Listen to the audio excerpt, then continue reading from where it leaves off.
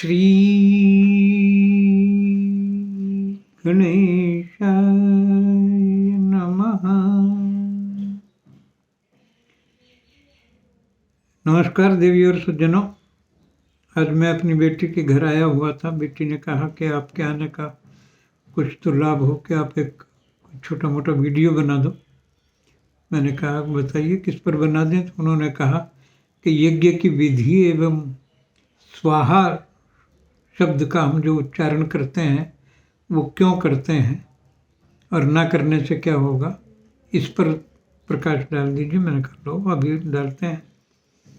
तो मित्रों, हम यज्ञ हवन प्रायः प्रतिदिन करते हैं और अक्सर कई अवसरों पर, शुभ अवसरों पर करते रहते हैं, लेकिन अगर सही विधि से उसको ना करें तो उसका फल हमें प्राप्त नहीं होता।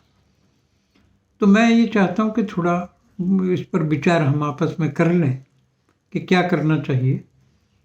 यूँ तो यज्ञ कुंड जो हैं 8 प्रकार के बनते हैं, लेकिन ज़्यादातर चतुर्भुज और त्रिभुज ये यज्ञ कुंड ही ज़्यादा प्रचलन में हैं। तो वो हमें, मान लीजिए चतुर्भुज आपने बनाया है, तो चतुर्भुज कुंड के चारों तरफ कुशकंडिका की जाती है, यानी ईशान कोण से लेकर के आग्नेय पर्यंत आपने दूर्वा, वो डाभ, कुशा वो रखी। तो ऐसे चारों तरफ आपको कुशकंडिका करनी चाहिए।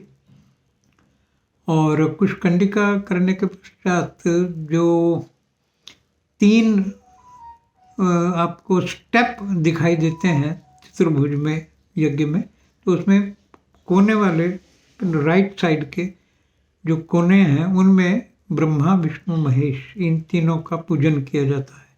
ऊपर पहले ब्रह्मा का, फिर विष्णु का, फिर शंकर भगवान का पूजन किया जाता है। और इसके बाद आप ये देखेंगे कि यज्ञ कुंड के अंदर जो हमने सप्त जिह्वा बनाई है, अग्नि की 7 जिह्वाएं लाल रंग की, वो बनाई जाती हैं और उनके ऊपर रंग ऐसे लिखा जाता है श्रुवा से, रै, ऊपर डंडा और बिंदी, ये लिखा जाता है। और कुशा के द्वारा एक एक्टिंग की जाती है कि इसके अंदर कोई कीट पतंग मकोड़ा, कोई चींटी वीटी ये तो नहीं है। देख लिया कि हाँ साफ है, तो वो मार्जन करते हैं उसका। और इसके पश्चात 4 द्वार बनाए जाते हैं देवताओं के आने जाने के लिए। 4 दरबार उसमें बनाए जाते हैं। और पूर्वाभिमुख होकर के जब हम इसका यज्ञ करना प्रारंभ करते हैं तो उससे पहले हम यज्ञ की योनि, यज्ञ का कंठ, यज्ञ का उदर, इनका पूजन करते हैं। और घी जो हमने भिगोने में ले रखा है उसको 3 बार ताने का गर्म करने के यज्ञ कुंड में वो एक्टिंग करेंगे। जब प्रज्वलित हो जाएगी हमारी अग्नि तो, और 3 बार ही श्रुवा को अग्नि की तक ले जा करके वापस आएंगे। तो ये एक एक्टिंग भी की जाती है। और इसके साथ ही हमें दाईं तरफ ब्रह्मा जी का स्थान बनाना होता है ताकि वो साक्षी रहें हमारे इस यज्ञ के, और ब्रह्मा जी का पूजन किया जाता है। और जब आप श्रुवे में कपूर इत्यादि रख करके उसको प्रज्वलित करते हैं तो बाएं हाथ में श्रुवा पकड़ करके और दाएं हाथ से उस अग्नि के एक अशुद्ध भाग को हमें बाहर निकालना होता है। वैसे तो अग्नि से बढ़कर के कोई शुद्ध चीज नहीं है। गंगोदकम च वह्निश्च नान्यतः शुद्धिमर्हतः, इससे शुद्ध कोई चीज नहीं, लेकिन फिर भी एक जगह अग्नि अशुद्ध होती है। तो वो भाग हम ओम हुम फट ऐसा कह करके उसमें से वो भाग निकाल देते हैं और फिर वो अग्नि की स्थापना वहाँ पर हम करते हैं यज्ञ कुंड के अंदर। और फिर समिधाएं लगाई जाती हैं। बस ध्यान ये रखना है, समिधाएं कभी भी उसमें खड़ी नहीं लगाई जाती, बिछाई हुई तिरछी वो ही रखी जाती हैं। खड़ी हुई जो समिधाएं हैं वो चिताओं में ही रखी जाती हैं। ये इसका ध्यान रखना चाहिए। और जब अग्नि प्रज्वलित हो जाती है तो हमें उस अग्नि का आवाहन और पूजन करना होता है। यदि हम अग्नि का आवाहन नहीं करेंगे, पूजन नहीं करेंगे, तो भी वो अग्नि वहाँ पर उपस्थित नहीं हो पाएगी।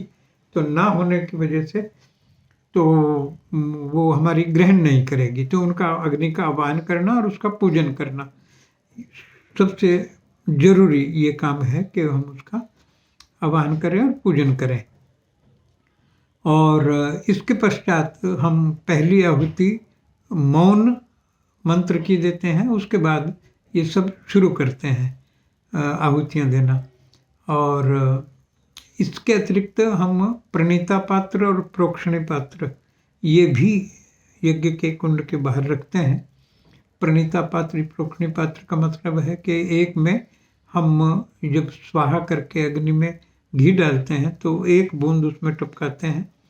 और एक हमारी प्रोक्षणी पात्र इस ढंग की होती है कि सेफ्टी के लिए कि अगर यज्ञ कुंड में अग्नि बहुत ज़्यादा प्रज्वलित हो जाती है तो बाहर का कोई पानी डाल करके उसको शांत नहीं किया जाता, बल्कि उस प्रोक्षणी पात्र के जल को लेकर ही उसको शांत किया जाता है अगर बहुत ज़्यादा तेज हो जाए। तो इस प्रकार से पूर्वाभिमुख होकर के व्यक्ति करता है और उत्तराभिमुख होकर के ब्राह्मण उससे करवाता है। और उसमें कलावा बांधना मतलब पंडित जी को अधिकृत करना, इसके लिए कलावा बांधना जरूरी होता है। और वो यजमान को कलावा बांध करके वो उसको सुरक्षित करता है, उसकी रक्षा के लिए कलावा बांधता है। और तिलक आपस में एक दूसरे को, पहले ब्राह्मण को तिलक फिर उसको यजमान को तिलक, अर्थात देवमयो भूत्वा देवम यजेत, खुद पहले देवता बनो तब देवताओं की पूजा करो। इस नियम से पहले देवमय होकर के माला वाला पहन करके, अच्छे कपड़े शुद्ध सात्विक पवित्र पहन के, तिलक इत्यादि लगा करके, ये सब प्रक्रिया करके तब आप पात्र बनते हैं यज्ञ करने के। तो घी की आहुतियाँ देते हैं पहले शुरू में और फिर उसके बाद सामग्री जो हवन सामग्री है उसकी आहुतियाँ देते हैं। अब मेन चीज़ इसमें जो मैंने ये वीडियो बनाया उसमें मैं ये बताना चाहता हूँ आपको कि इसमें स्वाहा शब्द का प्रयोग क्यों किया जाता है। यदि हम स्वाहा शब्द का प्रयोग नहीं करेंगे तो जिस भी देवताओं के लिए आपने वो आहुति दी है वो उस तक नहीं पहुँचेगी। तो वैसे तो स्वाहा शब्द का प्रचलित अर्थ, सामान्य अर्थ ये है कि जिस देवता को हम आहुति दे रहे हैं उसको हम ये कह रहे हैं कि आप प्रसन्न होइए, प्रसन्न होइए, प्रसन्न रहिए। लेकिन ये शास्त्रोक्त शास्त्र सम्मत नहीं है।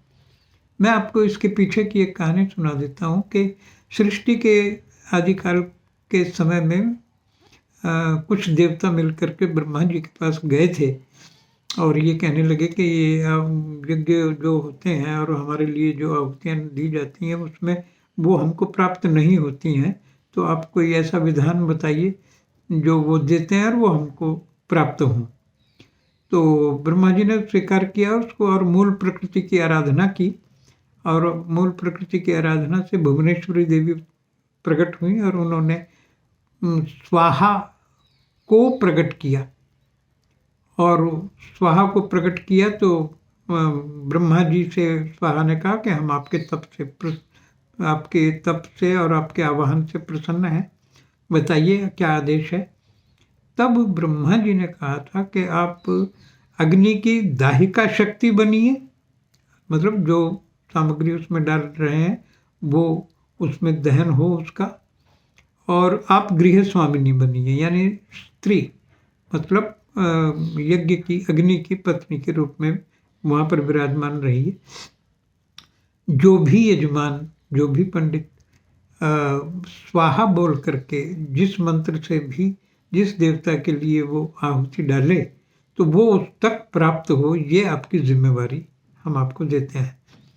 तो तब से फिर ये प्रचलन शुरू हो गया कि स्वाहा बोलेंगे तो वो उस देवता तक पहुँचेगा और अगर स्वाहा नहीं बोलेंगे तो उस देवता तक वो नहीं पहुँच पाता है। तो उसके पश्चात फिर हम ये सब पूर्णाहुति वगैरह करते हैं और पूर्णाहुति करने के बाद घी की धार लगाते हैं और फिर उसके बाद परिक्रमा करते हैं यज्ञ की और फिर पुष्पांजलि इत्यादि दे करके और यज्ञ का समापन करते हैं। और समाप्त होने के बाद फिर सभी देवी देवताओं का जो आवाहन किया गया था उनका विसर्जन करते हैं। विसर्जन करने के बाद फिर यज्ञ की भस्म जो है, जो सफ़ेद से रंग की होती है, उसको हम अपने माथे पे लगा करके उनका आशीर्वाद प्राप्त करते हैं और प्रणीता पात्र में जो घी की बूंद डाली गई थी उनको अपनी लेकर के उंगलियों से आंखों को स्पर्श करके और शुभ आशीर्वाद प्राप्त करते हैं। तो ये कुछ एक छोटी सी विधि है जो हर व्यक्ति को, हर पंडित को, हर यजमान को ध्यान में रखना चाहिए कि किस प्रकार से आवाहन पूजन, और इसका शांडिल्य गोत्र है अग्नि का, तो सीधा बोलना चाहिए कि शांडिल्य गोत्र उत्पन्नाम अग्निमत्र आवाहयामि स्थापयामि पूजयामि नमस्कारम च करोमि। मतलब मैं शांडिल्य गोत्र उत्पन्न अग्नि को यहाँ पर आवाहन करता हूँ और प्रार्थना करता हूँ कि वो हमारे दिए हुए भाग को ग्रहण करे। तो ये एक छोटी सी जानकारी मैंने आपको दी ताकि किए जाने वाले यज्ञों का फल आपको प्राप्त हो। ऐसा ना हो कि आप यज्ञ करते रहें और फल प्राप्त ना हो। तो आशा है आपको अच्छा लगा होगा। इन्हीं शब्दों के साथ बहुत बहुत धन्यवाद आपका, शुक्रिया, थैंक यू।